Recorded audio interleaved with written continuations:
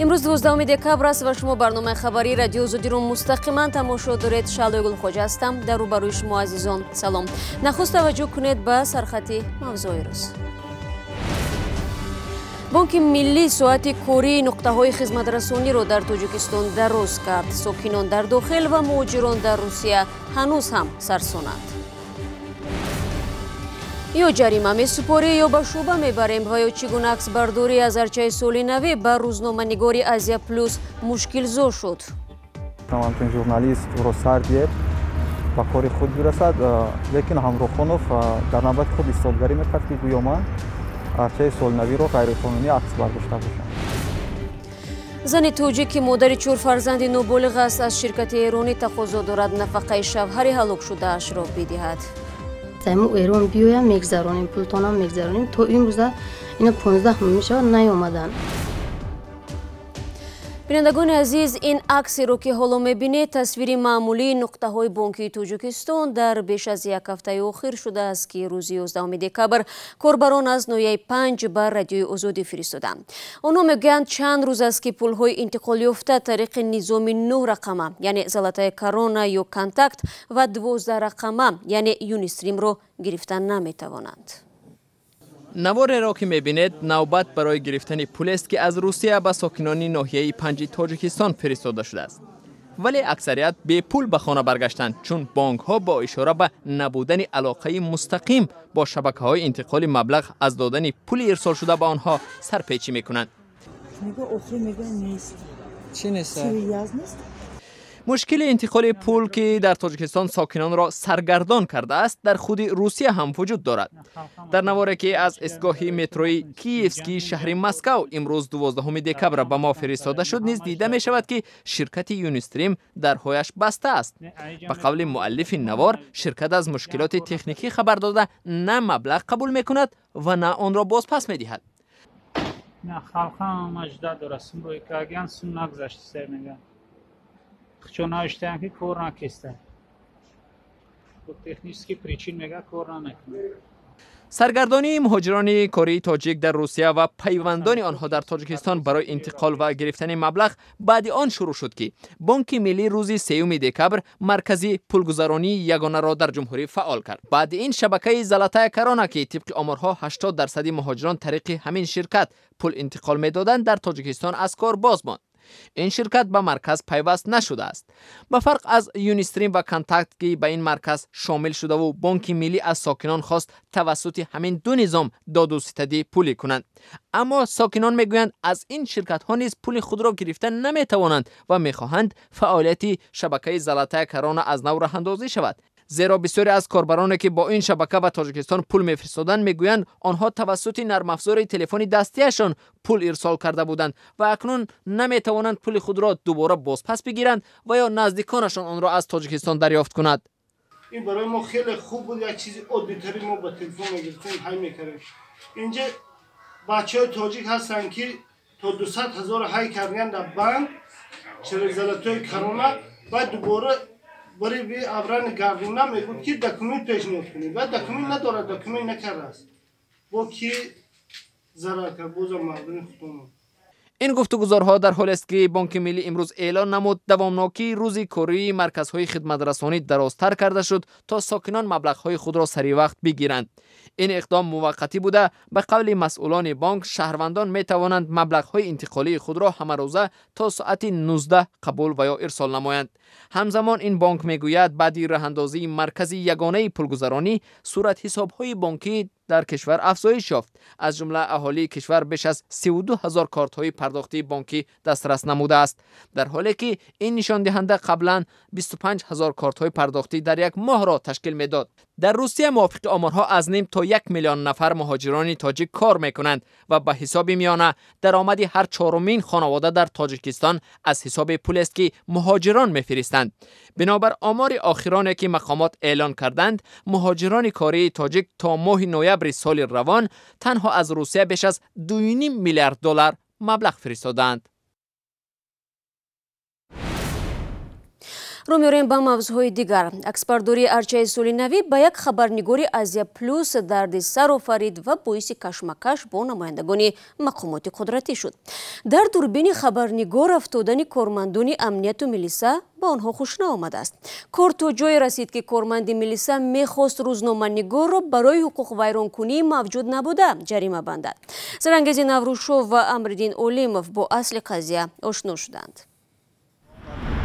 мусо бобоҳоҷиев ки ҳар рӯз барои хабаргузории Азия Плюс хабар менависад, имрӯз худаш хабарсоз шуд. Ин хабарнигори ҷавон мегӯяд, фикр намекард ки як мавзӯи тасвирӣ дар бораи арчаҳо дар шаҳр сабаби бозпурсии чандсоата ва баҳси милисаҳо бо ӯ мешавад. дирӯз ман бозпурсӣ редаксия баромадем ва арчаҳои солинавие ки дар Душанбе гузошта шуданд, як суратгузориш омода кардани будем. ҳамаи арчаҳоро гирифтем ба ғайр аз арчае ки дар назди театри опера балет насб карда шудааст. вақте ки унҷо арчаро ман акс мегирифтам, ногаҳон ба ҳамон сурат кормандони мақомотам афтида буданд. баъдан як нафар бо либоси мулкӣ худашро омада корманди амнияти шаҳрӣ муаррифӣ кард ва хоҳиш кард ки суратро пок кунам. баъдан ман гирифтам чанд сурате ки онҳо будам пок кардам. ӯ гуфт метавонӣ равӣ. баъдан ман дусе кадри дигар гирифтам арчаро ки ногаҳон баъд корманди милисие ки ҳамон ҷо истодагӣ буд ба назди худ маро ҷеғ зад ва гуфт ту ба назари ман одами шубҳанок менамоӣ, барои чӣ моро ғайриқонунӣ омада арчаро сурат гирифтӣ, мо туро ҷарима мекунем. хабарнигор мегӯяд бо вуҷуди тоза кардани акси кормандони мақомот аз дурбинаш милисаи назди арчаки худро худойдод ҳамроҳхонов ёрдамчии нозири минтақавии ноҳияи Шоҳмансур муаррифӣ кард. ӯро ҷавоб намедод ва мегуфт ки ба шӯъба мебараду бозпурсӣ ва ҷарима мекунад. баъд фаҳмид ки ман сум наметиҳам ба фикрам. агар нахоҳӣ гуфт метавонем туро ҷаримаи маъмурӣ кунем ва 110 сомонӣ бурда ба каси амонатбон месупорӣ бо як ҳамроҳи корманди мо. ман гуфтам дар кадом асос ман бурда онҷа месупорам.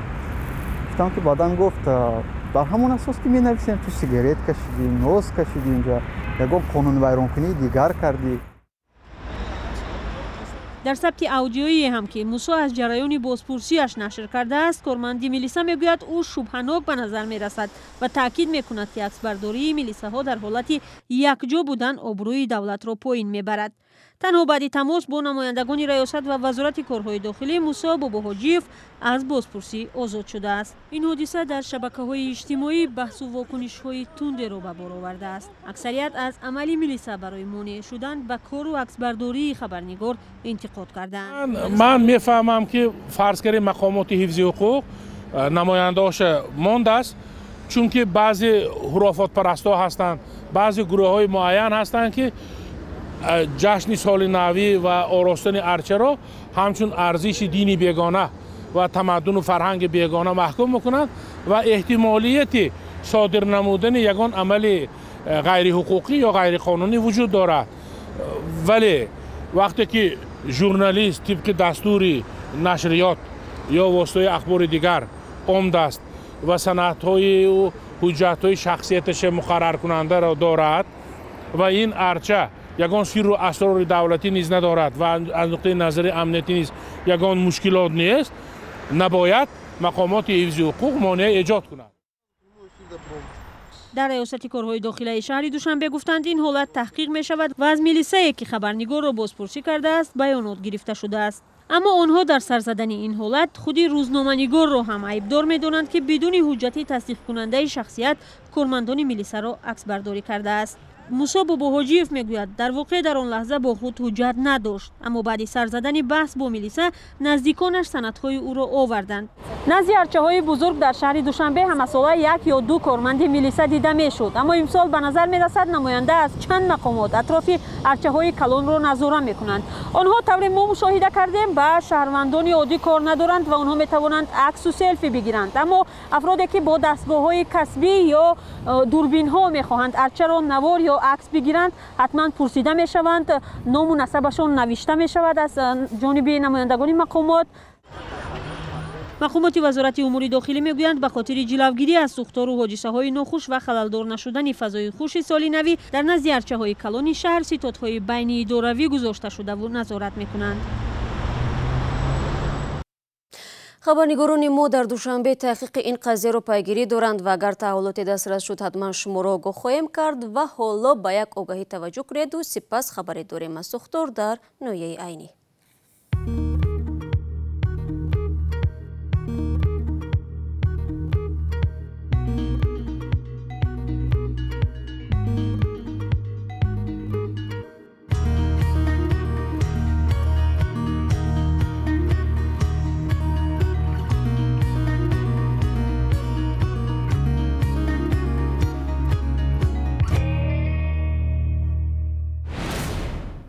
بله، کمک شما کاری ما را آسان میکند. شب گذشته یک بینای استقامتی در دهه سرطاق ناحیه عینی به کامی آتش رفته است. کاربر بر رادیوی آزادی از لحظه های آتش گرفتن این بینو ویدیوی فرستاده گفت این مکتب دهه است و شبانه آتش گرفته تا صبح خاکستر شده است. در نوار دیده می شود که علنگای آتش به هوا می پیچد و کسی برای خاموش کردن آن تلاش نمی کند و صبح بینوی یکوشانه به خاکستر تبدیل یافته است. مقامات محلی گفتند حجره های این بینو در سالهای پیش به حیث صنفخانه استفاده شده خوانندگان آنجا درس می‌خواندند، اما حالا آن یک بینای کهنه و فرسوده است و کسی در آنجا زندگی نمی‌کند. مقامات تفتیشاتی سبب آتش سوزی را در بینای سابق مکتب دهه سرطاق رسیش نقل‌های برق گفتند، ولی خساراتی رسیده معین نشده است.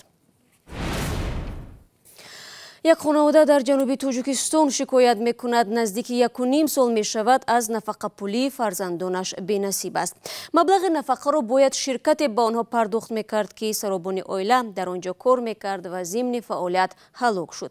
مادر تنها که صاحب 4 فرزند نابالغ است میگوید با از دست دادن تامینگر خانواده مشکلات زیاد دامنگیری آنها گشته است. گزارش محمود جان رحمتزاده را مومن احمدی تقدیم میکند. سفرگل سعیدова ساکنی 10 ساله ناحیه مومن‌آباد آرزوی پلیس شدن دارد.